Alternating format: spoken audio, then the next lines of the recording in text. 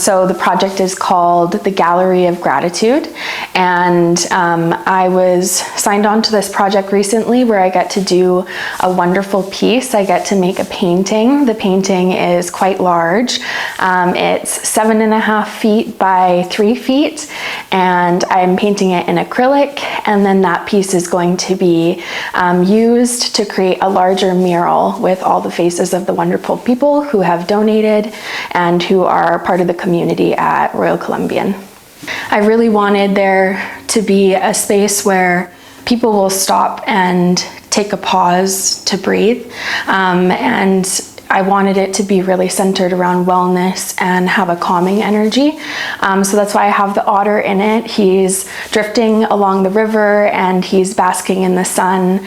I really wanted that to be an invitation for people to pause and to reflect and to, take time for themselves. Behind him are spawning salmon. The salmon from my teachings here in Kwantlen, they represent or they symbolize resiliency and tenacity.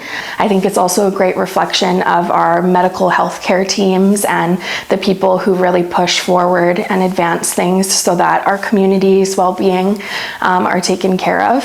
And then behind that, in the spawning area, are the roe. And so in everything that I do, I really like to try and reflect our youth and our younger people. Our teachings are that in everything that you do, you need to be looking forwards 7 generations.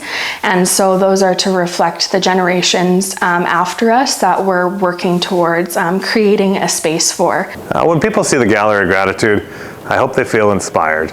Not only from the artwork that Elinor has created, which is amazing with incredible symbolism about what healthcare means, but looking deeper into it, seeing the thousands of images of different individuals that have made this hospital possible.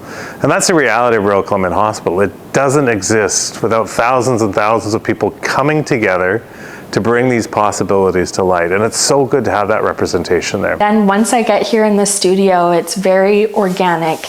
I never really have a rhyme or reason to how I do things. If you look at the piece, it very much reflects that. The way I paint can sometimes be messy, but I'm very precise with the things that I do. I kind of like that it contradicts itself. But once I'm in the studio, I really I get in my own space. I really like to have good energy when I'm working on my art. Everybody should be recognized for the hard work that they're putting in. And I think that it's going to be really amazing to see so many faces within a larger piece.